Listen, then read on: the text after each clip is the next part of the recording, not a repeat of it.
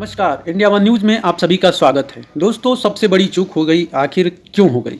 जानते हैं कि संसद की 22वीं बरसी थी बीते 13 दिसंबर की, लेकिन इसी संसद में फिर से 4-5 लड़कों ने, 2 ने बाहर उत्पात मचाया, जिसमें एक लड़की शामिल है, और 2 ने अंदर उत्पात मचाया। आप देख सकते हैं कि दर्शक दीर्घा से 2 लड़के कूदते हैं, नारेबाजी करते हैं और वहां आकर के पीली स्मोक गैस को छोड़ते हैं, जिससे कई सांसद वहां मौजूद रहते हैं, जिनसे उनके दम घुटने लगता है। और सबसे बड़ी बात, सोचने वाली बात यह है कि आखिर Z+ की सुरक्षा, जिसकी भारत इतनी सराहना करता है, चाहे विदेश में भी इसकी सराहना होती है कि भारत की सुरक्षा एजेंसियां सक्षम है अपने देश को, अपनी संसद को बचाने के लिए। मोदी जी जिस चीज़ की गारंटी देते हैं कि हमारा संसद बहुत ही सुरक्षित है, यहाँ पर ये है, स्कैनर है, वो है, दुनिया भर की कोई परिंदा भी पर नहीं मार सकता, लेकिन 2 ऐसे लड़के आते हैं जिनका मानना है कि वो बेरोजगार हैं, बेरोजगारी की समस्या से जूझ रहे हैं, इसलिए उन्होंने मांग उठाई।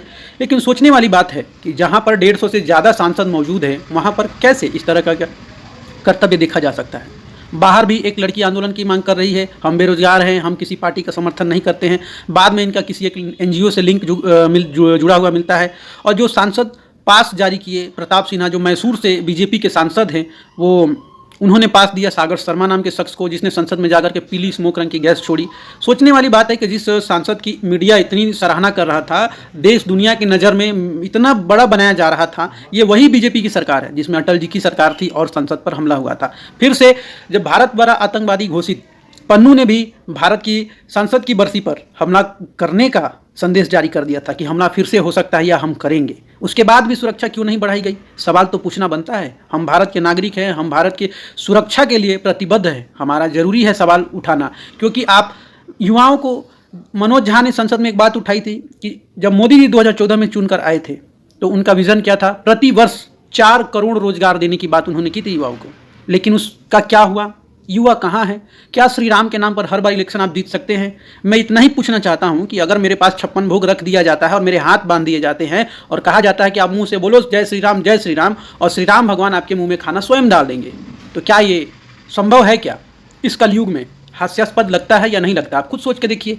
मैं बोलता हूँ जय श्री राम, जय श्री राम, जय श्री राम, कुछ होता है क्या? मैं भी पढ़ा लिखा बेरोजगार युवक हूँ, लेकिन हमने पढ़ाई लिखाई की है, हमारा देश है, तो हमारे देश के बारे में भला बुरा सोचना, हम वोट दे करके हम किसी को प्रधानमंत्री चुनते हैं, विधायक चुनते हैं, क्योंकि भारत का हर एक व्यक्ति तो राजनीति में नहीं उतर सकता।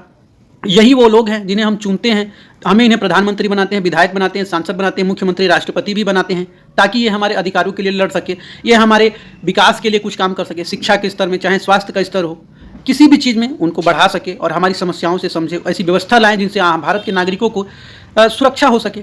जाहिर सी बात है, इसीलिए हम लाते हैं। लेकिन यहाँ पर क्या हो रहा है? अभी बीते कुछ दिन पहले ही देखिए कि यहाँ पर 14 सांसद जिनको संसद से निलंबित कर दिया गया। क्यों किया गया? सवाल तो बनता है।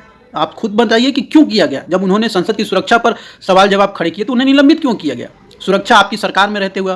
यही वो मोदी जी हैं, जब वो पंजाब में गए थे किसान आंदोलन को लेकर के, तो उन्हें 14 मिनट के लिए उनका काफिला रोक दिया गया था। तब उन्होंने कहा था किसी नेता से कि आप अपने CM को बोलिए कि मोदी मतलब वापस हम जा रहे हैं और सुरक्षित हैं, जिंदा हैं, ऐसा उन्होंने कहा था। पूरे मीडिया में बवाल मच गया था। लेकिन जब संसद पे ये सब कारनामा होता है तो कितनी बड़ी, संसद पवित्र चीज़ है, लोकतांत्रिक चीज़ है, सबको बोलने का अधिकार है, भारत में आप रहते हैं, स्वतंत्र देश है, अब अंग्रेजों के तो गुलाम है नहीं। यहाँ पर हम सरकार के खिलाफ बात उठाएंगे तो हमको जेल में डाल दिया जाएगा या कुछ कर दिया जाएगा।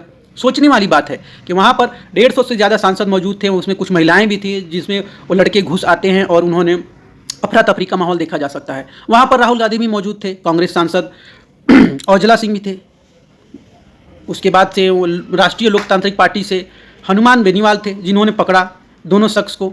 तो जब सोचने वाली बात है कि राहुल गांधी के पास हीरो बनने का मौका था, जब देश की छवि राहुल गांधी और गांधी परिवार के लिए इतनी खराब हो चुकी है, तो राहुल गांधी वहाँ ऐसे पोज में क्या कर रहे थे? उन्होंने क्यों नहीं पकड़ा? सबसे युवा सांसद थे वो, वहाँ चाहते तो दोनों को ऐसे जकड़ लेते बाहुबली की तरह और जनता की, देश की नज़र में हीरो बन जाते। ये मौका था, वो खुद ही डर के वहाँ देख रहे हैं तमाशा। और इतने बेनीवाल साहब और औजला साहब का शुक्रिया कि उन्होंने जा करके उनको पकड़ा और हमारे सांसदों ने उन्हीं की पिटाई की। आमतौर पर जब सुरक्षा की बात की जाती है संसद की, तो वहाँ 301 जवान शामिल रहते हैं, वहाँ तैनात रहते हैं संसद की सुरक्षा के लिए, कोई भी परिंदा पर न मारे। लेकिन जब ये 22वीं बरसी थी संसद की, जब अटैक हुआ था सांसद में, उस समय अटल बिहारी वाजपेयी की सरकार थी, फिर से ये बीजेपी की सरकार थी 2023 में 13 दिसंबर को, तब वहाँ मात्र 176 जवान मौजूद थे। ये किस प्रकार की है? वहाँ 150 सांसद मौजूद थे, जिसमें से 6 केंद्रीय मंत्री भी थे। JP नड्डा को भी वहाँ देखा जा सकता है, जो वो पिटाई कर रहे हैं। ऐसी सुरक्षा में चूक, जब संसद ही सुरक्षित नहीं है तो आम पब्लिक सुरक्षित कहाँ है? मोदी जी गारंटी देते हैं चुनाव में जीतने की कि हम जीतेंगे, हम जीत रहे हैं, हम जीतेंगे तो ये करेंगे वो करेंगे, लेकिन जब बात आती है संसद की तब कहाँ है मोदी जी की गारंटी? सवाल तो बनता है। आप छात्र हैं, आपके अधिकार है, आप पूछिए, क्योंकि ये देश हमारा है। हम देश में इस तरीके के हमले को तो हम बर्दाश्त नहीं कर सकते। आज वो घुस गए, हो सकता था कि बॉम्ब अटैक भी हो जाता, संसद ही उड़ा दी जाती। आप इतनी करोड़ों रुपए खर्चा करके वहां पर पंडितों को बुला करके आपने संसद की सुरक्षा के लिए, ताकि पवित्र रहे, स्थान रहे, लोकतंत्र का स्थान है, भगवान का दर्जा दिया, भगवान की तरह उसको पूजा गया, तो सुरक्षा क्यों नहीं? ये भारी चूक। ये सवाल सिर्फ मैं नहीं कर रहा, वो सारे युवा कर रहे हैं। आप मोदी जी हैं, कोई भगवान नहीं कि हम आपकी बात को मान लें। ये वो हिंदुस्तान है जहाँ लोग भगवान को, अगर क्रिश्चियन कन्वर्ट होते हैं तो आप देख लीजिएगा कि वो भी यही कहते हैं कि तुम्हारा हिंदू भगवान हमको कुछ नहीं देता, हमको इतना तकलीफ देता है, परेशानी देता है, इसलिए हमने क्रिश्चियन धर्म को अपना लिया। ये सोचने वाली बात है। भगवान को ही लोग कटघरे में खड़ा कर देते हैं। ओ माय गॉड पिक्चर आप देख सकते हैं, भगवान को ही कटघरे में खड़े कर देते हैं। तो आप तो एक सिर्फ प्रधानमंत्री हैं। आपको सोचना चाहिए और देश की सुरक्षा के लिए जवाब आकर के देना चाहिए। और गोदी मीडिया क्या कहती है नहीं कहती है, वो देखने वाली बात है कि किस तरीके से वो गैस निकली पीली वस्तु सी जो भी थी वहाँ पर मौजूद, उसको कैमरा में दिखाने के लिए, अपने न्यूज़ चैनल में दिखाने के लिए न्यूज़कर्मी आपस में ही लड़ रहे हैं। चाहे वो NDTV हो, इंडिया टीवी हो, जी न्यूज़ के बड़े बड़े संवाददाता आपस में उसको दिखाने के लिए हंसी मजाक कर रहे हैं। मतलब ये सोची समझी साजिश थी कि जानबूझ के किया गया। सोचने वाली बात है। और ये पूरे विश्व में मैसेज गया कि तुम अपनी एक संसद की सुरक्षा नहीं कर सकते। कोई प्रोटेस्ट करेगा तो बाहर करेगा, संसद के भीतर थोड़े करेगा कोई प्रोटेस्ट। तो ये जाता है कि मोदी की पावर, जिस तरीके से 3 राज्यों में मुख्यमंत्री बनेंगे जो पार्टी के खिलाफ थे, कार्यकर्ताओं के खिलाफ थे, लेकिन फिर भी मोदी और शाह ने बनाया है उन्हें। अच्छी बात है। वो शायद ये मौका देना चाहते हैं कि बीजेपी सिर्फ जो अच्छा कार्य करती है उसको ही नहीं, हम छोटे मोटे कार्यकर्ताओं को भी मौका देते हैं। ये साबित करें आकर के, और शायद वो अगले चुनाव में इस चीज़ का प्रचार प्रसार करेंगे ही, बिल्कुल करेंगे। लेकिन सोचने वाली बात है कि आखिर क्या हो रहा था संसद में। तो आप लोग सवाल जवाब करिए, आपका हक है, अधिकार है कि ऐसी चीज़ें, जब संसद ही सुरक्षित नहीं तो भारत का नागरिक कहाँ से सुरक्षित है? आप सोचिए और कमेंट करके बताइए। हमारे साथ बने रहिए इंडिया 1 न्यूज़ में। नमस्कार।